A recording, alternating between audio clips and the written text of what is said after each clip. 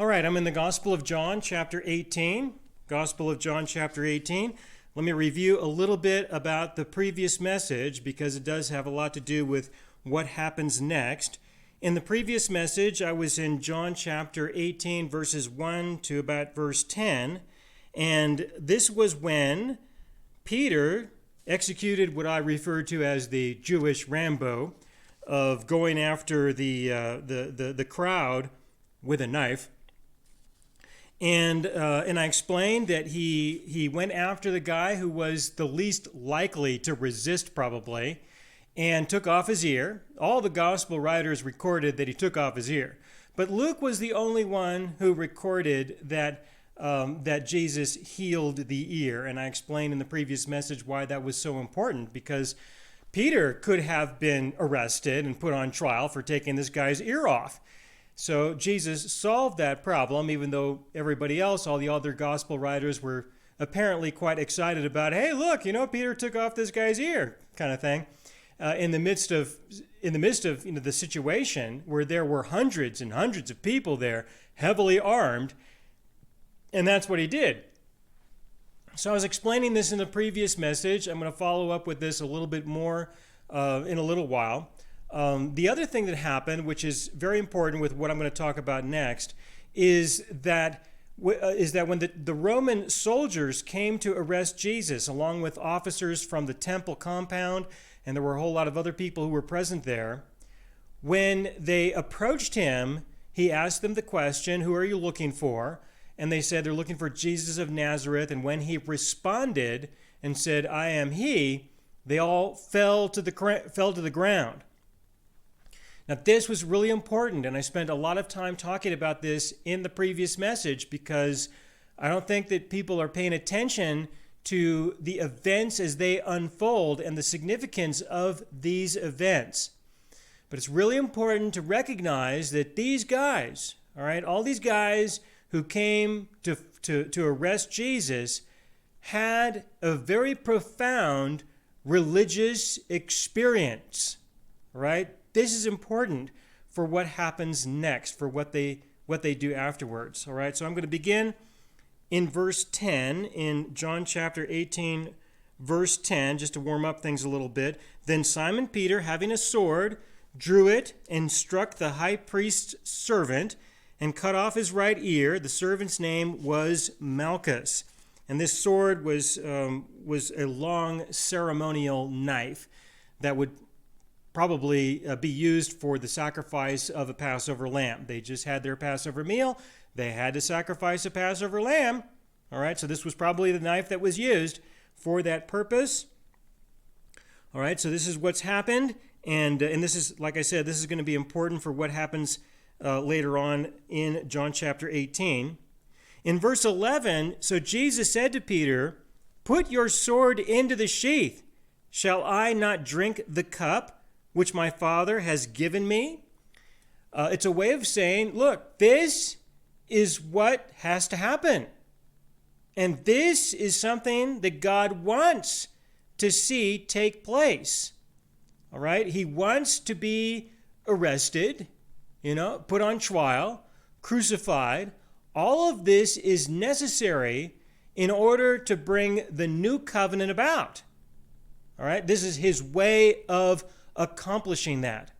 So previously, when he spoke to Judas and said, if you're going to do something, you better do it now, that was God's participation in the betrayal, all right, his participation, so that he could help coordinate when the betrayal would take place.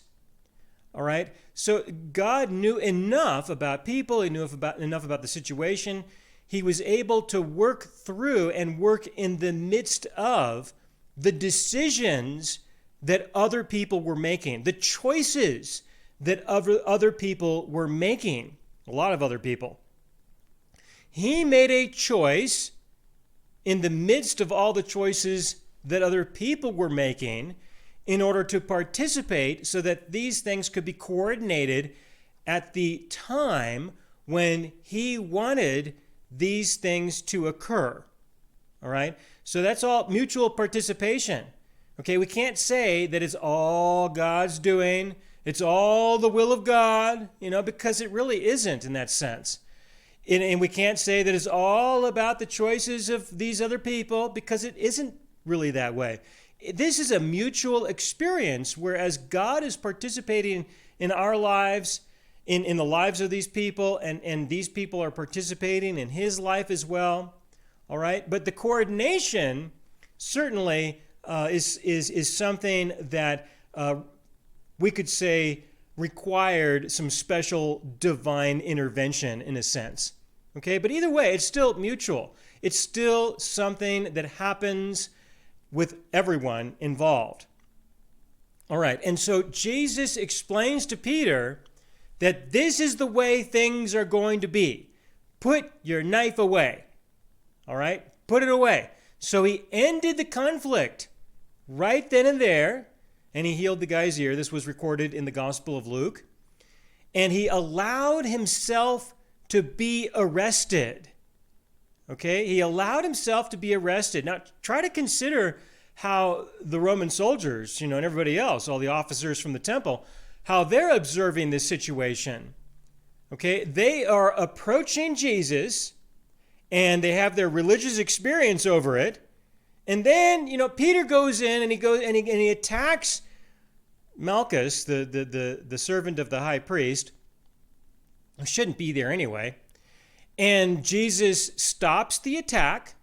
He effectively lets everybody know, look, I understand that you just had a profound religious experience. I get it.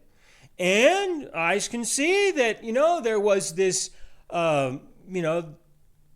physical act of violence, of war that took place here from one of my guys. But don't worry. We're not going to do it that way either. Okay, so don't worry, folks. It's not going to happen through the, lightning from heaven kind of thing and consume you all by fire, something like that.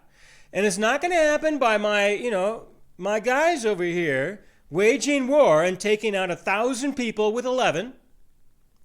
That kind of thing. We're not going to do it that way either. Don't worry. You can all relax. Okay?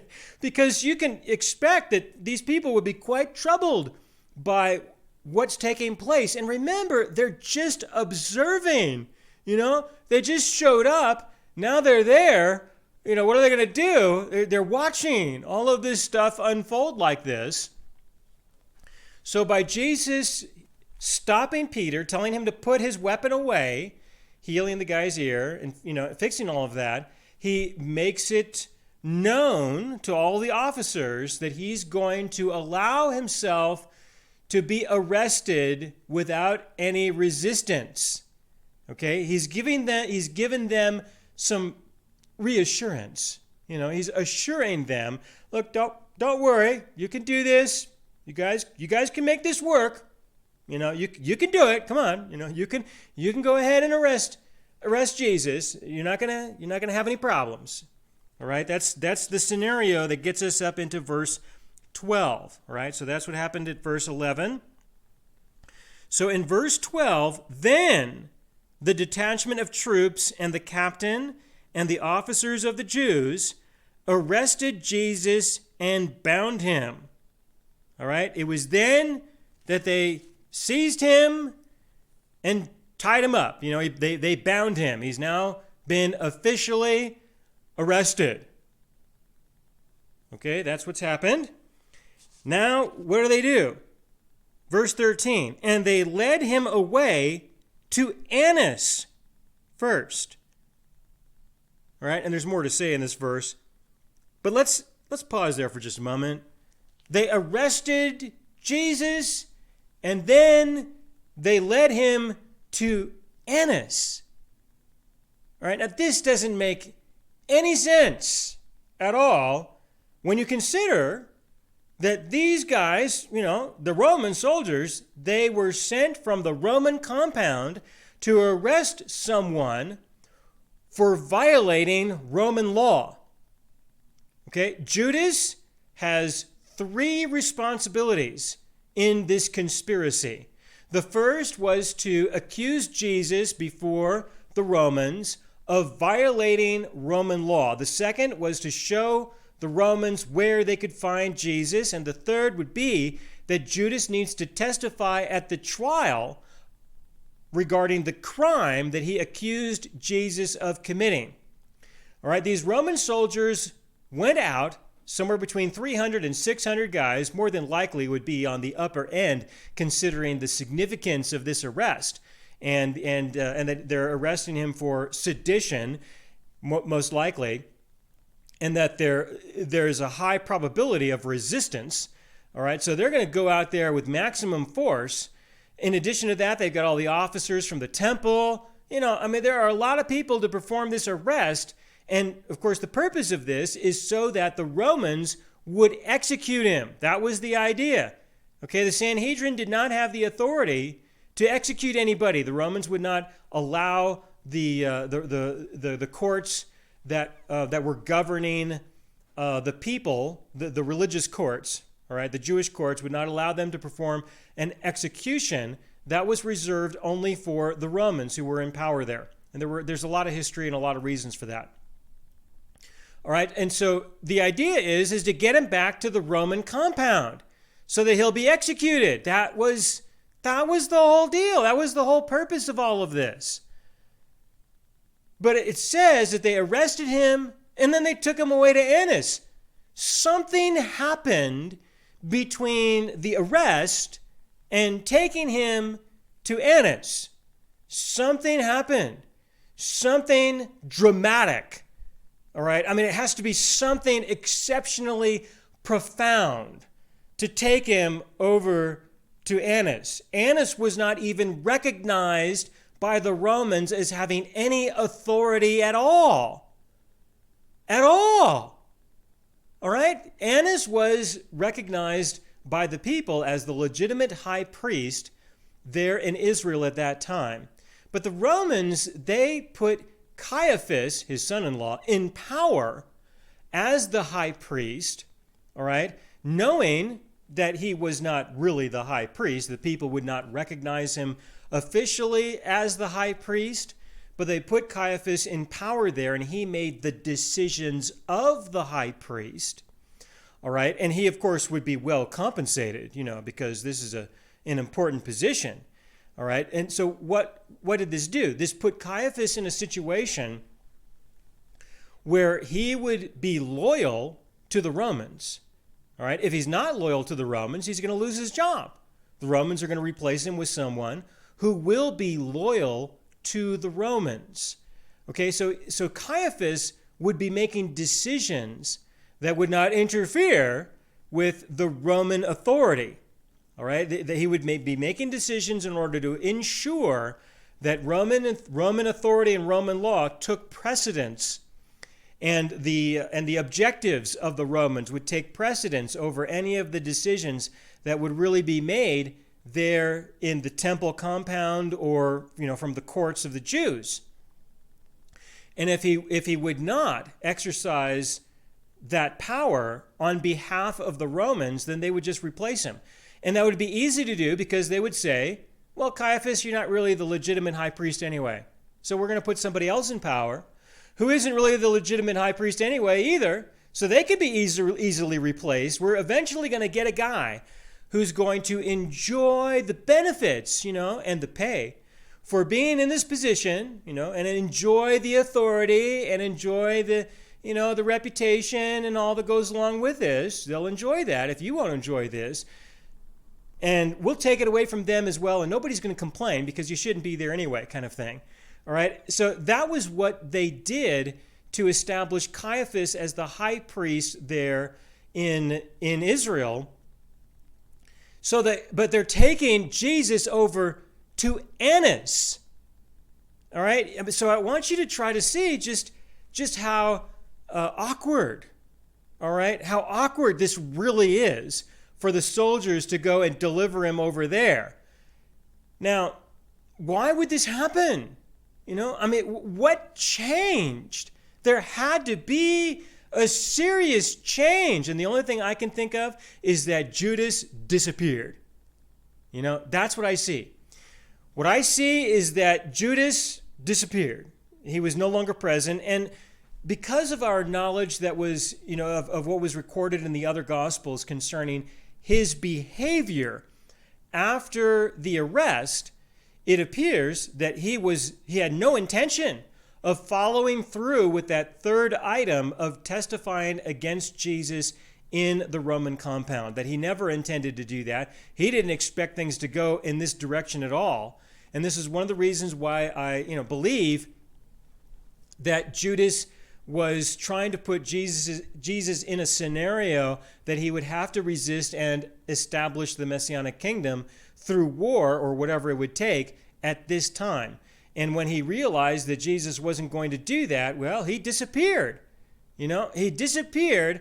And with him no longer being present, the Romans would recognize that, hey, we no longer have our witness, so there's no point in taking him to the Roman compound anymore.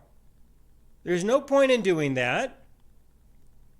So they take him over to Annas. Why would they choose to deliver him over to Annas? Why would anybody choose to deliver him over to Annas? All right, well, this is what I think. All right, I think that the reason why they did that was because of the religious experience that they just had. They just had a divine encounter. They know that God has intervened, all right, and yet they don't have the conviction within themselves for probably a lot of reasons, a lot of fear and other reasons. They don't have the conviction within themselves to repent and believe in Jesus and join the other side, in that sense. Obviously, because of what they would, they would have to suffer and endure and what they would likely lose in the event that they did that. The consequences would definitely get in the way. It would require a tremendous amount of conviction in order to withstand those kinds of consequences. But they experienced, this divine moment. They had this religious experience. So who would they take him to? Well, in taking them to Annas, of all the options they had, they took him to the religious guy. That's who they took him to. They took him to the guy that they believed God would acknowledge as being the legitimate high priest. That's what they did. All right, they took him over there because, probably because Annas was the representative of God. So, let's take him over there, and that would perhaps resolve any concerns that any of them might have in their conscience concerning what just took place. Then they can just walk away and say, well, we definitely had a religious experience. We took him over to the religious guy. There you go. And that could very well be the situation. All right, now there's more that could be said about that as well. There could have been a decision that was made to take him over to Annas in order to stall or in order to delay him being delivered to Caiaphas. All right, there is potential there as well, because he is eventually taken over to the home of Caiaphas where there is a trial. And over there, we've got all the chief priests over there at his home, and they're gonna have a trial in the middle of the night. I would say that the probability that that all the chief priests were having a sleepover at Caiaphas's place on the same night that Jesus was going to be arrested, I think the probability is kind of low. I don't think that was what was going on. So it could be that they were taking Jesus over to Annas just in order to have a temporary place to put him until they got all the other people together and got themselves organized to figure out what they're going to do with him, because the Romans are not going to take care of him like they thought that the Romans would.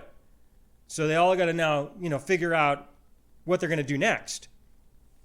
And they obviously had better figure this out quickly, because this is all happening in the middle of the night. What's going to happen the following day? There are a lot of consequences that they have to deal with For example, no arrest by any of the religious authorities at night, because all arrests need to be public. All right, and he's being taken over to Annas. If there's going to be a trial that takes place, then again we have another violation of the laws of the Sanhedrin, that you have a secret trial. All trials were to be held in public in the temple compound at the Hall of Judgment. All right, and so there are a lot of violations happening here by the Sanhedrin, in a sense, and I'll point out some of these things as we get to them. All right, so this is what's going on in terms of delivering Jesus over to Annas, and I want you to see that that is very awkward. All right, very awkward, and definitely not what I would expect. All right, so that's verse 13. And they led him away to Annas first, for he was the father-in-law of Caiaphas, who was high priest that year. All right, Caiaphas was high priest, but he was only the high priest because he was put in that position by the Romans. All right, but Annas was recognized by the people as being the legitimate high priest from a religious point of view. Verse 14, now it was Caiaphas who advised the Jews that it was expedient that one man should die for the people. All right, and there's a whole lot that I think you can understand about this, as I have spoken about Caiaphas and this discussion previously in the previous messages. You can go back to the chapter and verses that are relevant to that. I'm going to move forward into verse 15. In verse 15, and Simon Peter followed Jesus, and so did another disciple. Now that disciple was known to the high priest and went with Jesus into the courtyard of the high priest. All right, now who is this guy? One of his disciples who was there knew the high priest, was known by the high priest, and could just go, walk into his house, into his courtyard, whatever, and he was that well known. All right, now based on the style of writing and not referring to who it was, this was, I think the probability of this being John himself, the one who wrote this, is exceptionally high. All right, so on that basis, I'm going to make the assumption that he's talking about himself, because this is his style of writing, and this is explained at the end of his letter, that he is the one who he was referring to as the one who Jesus loved, and the one that was not specifically named in many cases. All right, now this is important to consider here. John had a relationship with the high priest, right, with Caiaphas. All right, Caiaphas is not even the legitimately recognized high priest. He's not really the legitimately recognized high priest, but he is in a position of power, and he has a relationship with one of the disciples of Jesus, most likely John. All right, I'm going to assume that it's John. I'm going to just take that position based on the style of how this is communicated. All right, this can tell us an awful lot about John. That John has a relationship with Caiaphas, such that he can just go into his residence like this with everybody else. That he will be allowed to have access without any questioning, without any opposition, that there was a positive relationship between John and Caiaphas. All right? I mean, that's what this effectively says. So John has a positive relationship with Jesus, and they get along great, and he has a positive relationship with Caiaphas. They get along okay. Obviously, Jesus would know about this. I would think that this would be obvious. And I would also think that the relationship that John has with Jesus would probably be known by Caiaphas as well. Especially with Malchus being there. The servant of the high priest, the servant of Caiaphas, who got his ear taken off. He could say, hey, this guy, John, he was there. And he was on the other side, with the other disciples. All right? So this must have been known. I would expect that this would be known. This would say, all right, if this is true, this would say a lot about John as a person. I'm not saying that he's betraying anybody.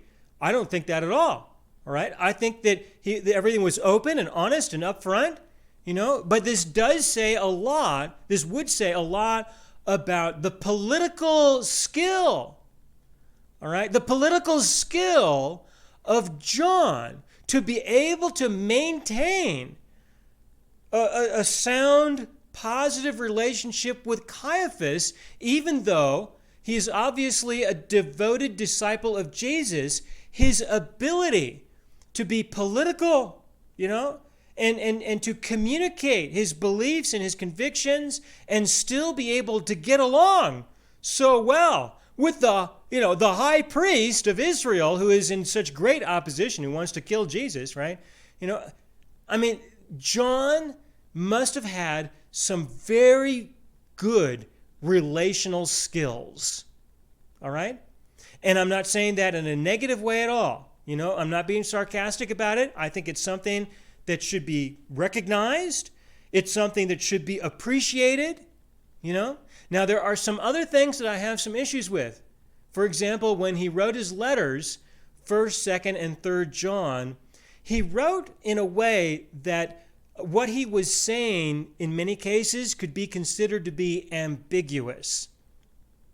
All right?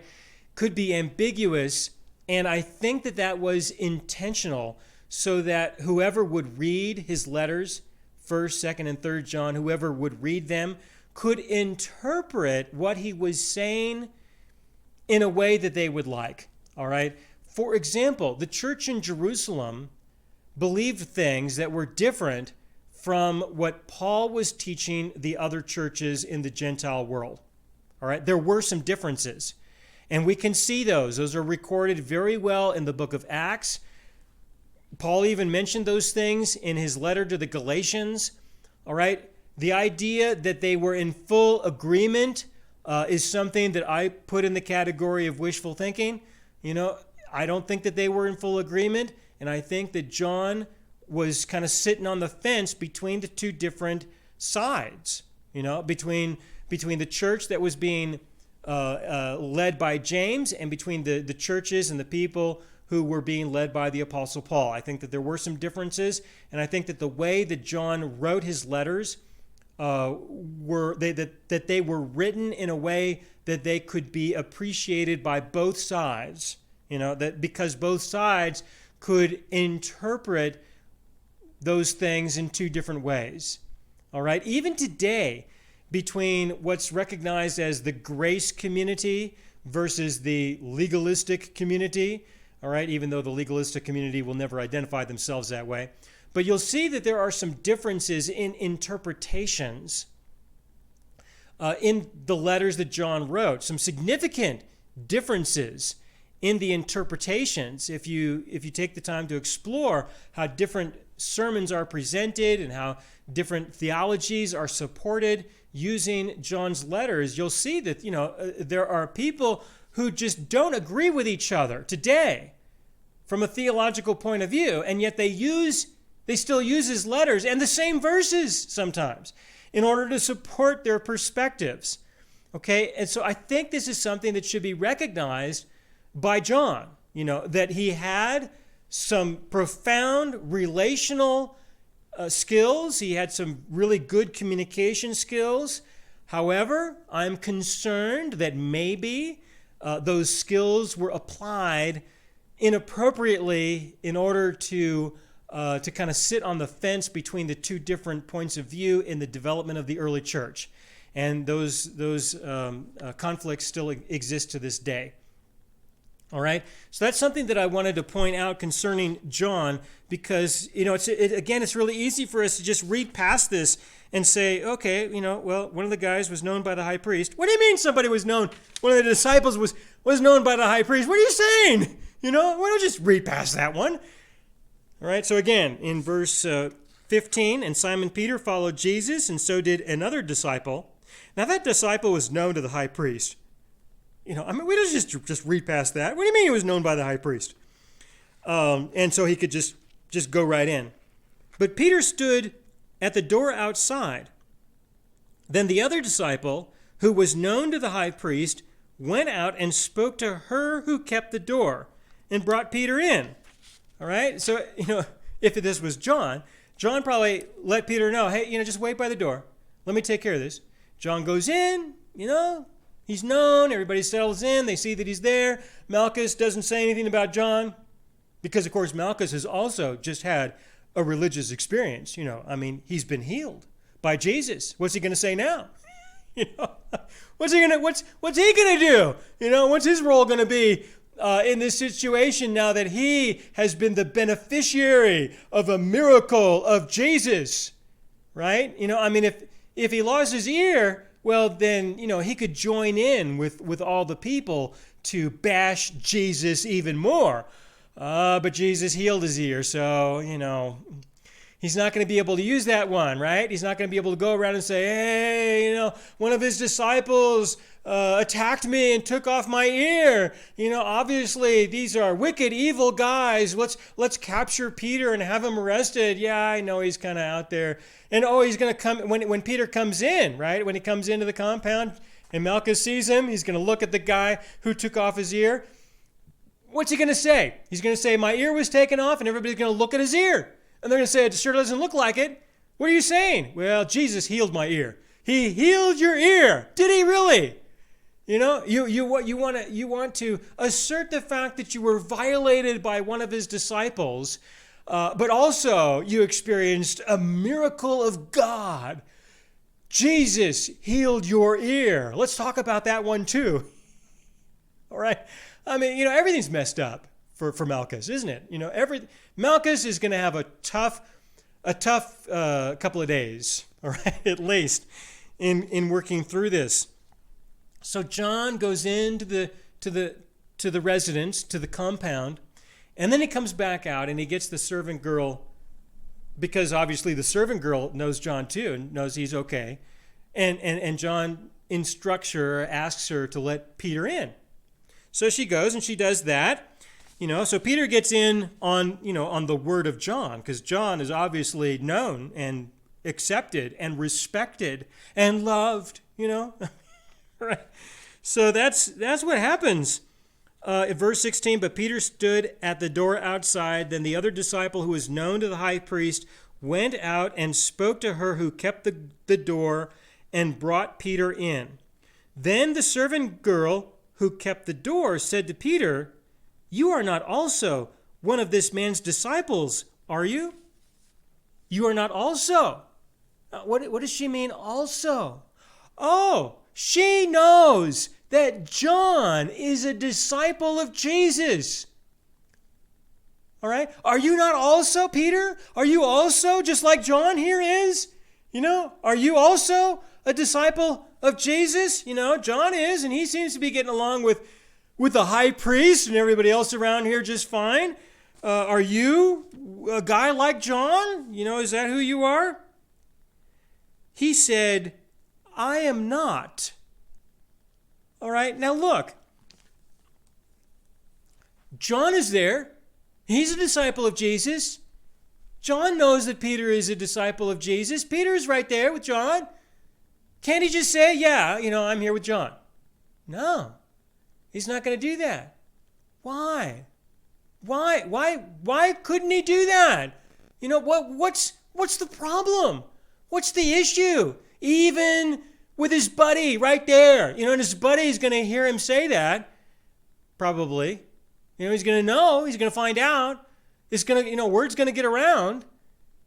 What this means is that Peter was dealing with a tremendous amount of fear, and he was most likely very disoriented, and he also had a lot of risk that he had to deal with as well. All right, you've got the risk of the fact that he took off Malchus's ear, and they could still come after him, for something, for anything. They might just decide, we still need to get some revenge of some kind, so let's accuse him of something stupid, something that he obviously didn't do. But, we have the power of accusation. We can be just like the devil, and just make accusations. And who cares if they're true or not? That doesn't matter. We want to be like the devil. All right? We want to be Satan.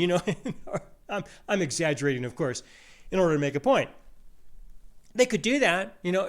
Peter could be afraid of that. There are people like that. I've had lots of people like that in my life, who've just been like that. Oh, let's just throw accusations against Aaron just because it's a form of public service, or other reasons, because they did something stupid and they don't want that to be known. So they're just going to get everybody thinking about this. It's really childish and satanic, but it's part of life. You just have to get through it. So, Peter could be concerned about the risk of something like that. It's perfectly reasonable. He would be dealing with a tremendous amount of fear because he doesn't have any idea what's going on. He doesn't have any idea what's happening. He's highly disoriented because, this evening is just not going the way that he probably thought it was going to go. This is just not turning out to be the kind of evening that he probably expected. And it's all happening really fast. This is happening fast. And so with all of this going on, out of his fear, out of his disorientation, he has no idea what kinds of problems he's facing. Let's not add another problem to the list. Let's try to avoid any further potential complications, and let's just tell a lie. Let's just lie in order to try to reduce any additional uncertainty for the evening. Okay, that's what it looks like to me. That he just decided to tell a lie in order to try to, make this all easier. And that's what happens. He lies. I am not. That's what he says. He says he is not one of his disciples. Now the servants and the officers who had made a fire of coals stood there, for it was cold, and they warmed themselves. And Peter stood with them and warmed himself. Okay, then in verse 19, the high priest then asked Jesus about his disciples and his doctrine. Jesus answered him, I spoke openly to the world. I always taught in synagogues and in the temple, where the Jews always meet, and in secret I have said nothing. Why do you ask me? Ask those who have heard me what I said to them. Indeed, they know what I said, all right? But where are they? They're not there. There are no witnesses. There are no witnesses present.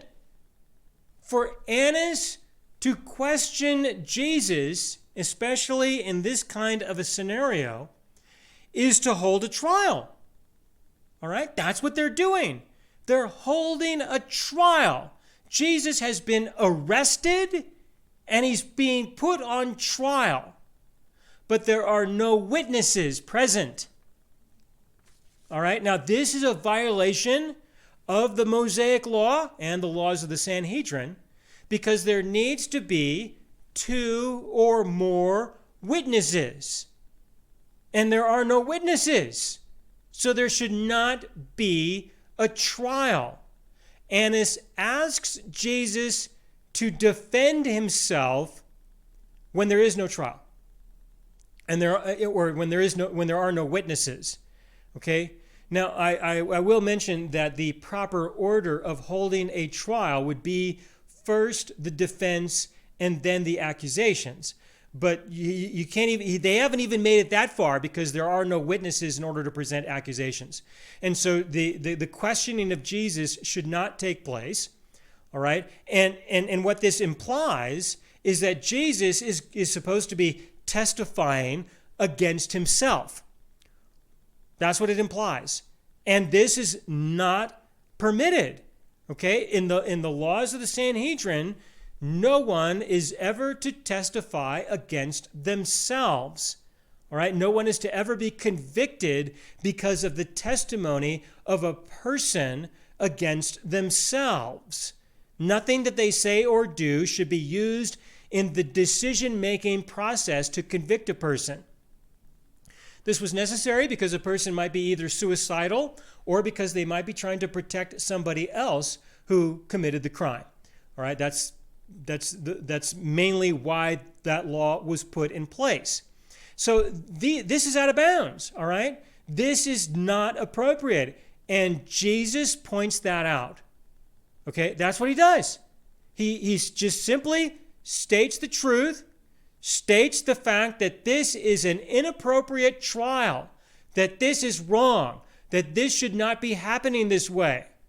And of course, do you think that everybody's going to be happy about that? That's, they're going to say, "Oh yes, Jesus, thank you for reminding us of that." That's not what happened. You keep reading into verse 22, and when he had said these things, one of the officers who stood by struck Jesus with the palm of his hand, saying, "Do you answer the high priest like that?"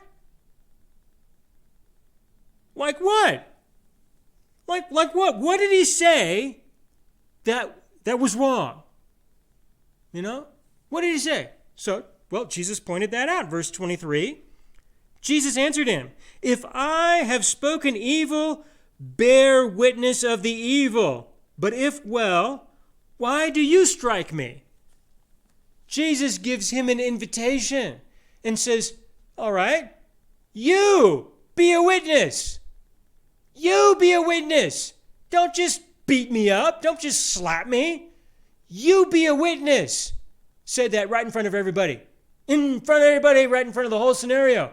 You want to slap me right in front of everybody? Fine. I'll do this right in front of everybody. I will point out that you are pure, absolute evil. In a sense, that's what he did.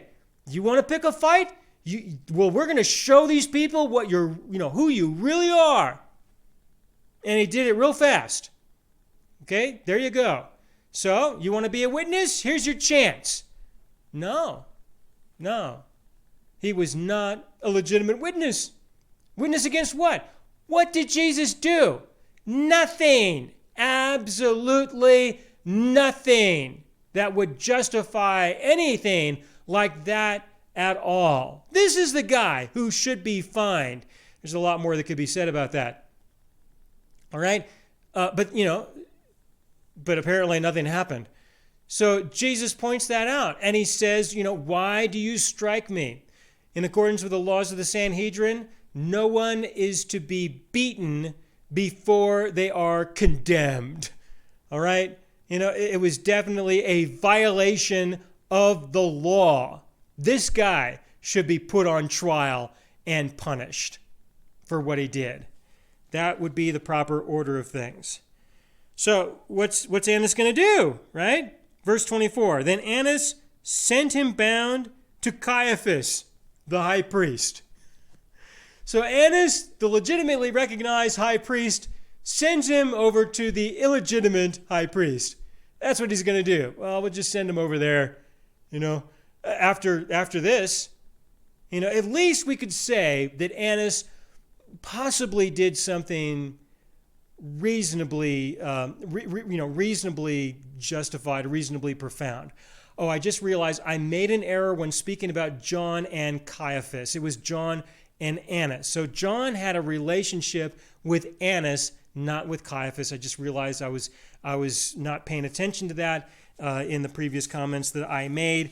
At least I can make that adjustment right now. I can say that I was just, Caiaphas' name is all over the place here. And so I got that blurred a little bit, but I can make that correction right now at least. I don't like doing that, but that's, it just goes to show that I am not perfect. All right. I do have a question for you, but, I'll be honest with you, I don't really like this question so much either. But it's, it's one that I could come up with. Have you ever had a religious experience? I try to have some patience with me and understanding. I tried, tried to come up with a good discussion question that you might be able to have with each other for those of you who are using this for your small groups. Have you ever had a religious experience? You know, that if anything, that'll start a conversation. And I will continue into what happens with the trial with Caiaphas, who apparently did not have this kind of relationship with John like Annas did, in the next message. Thanks.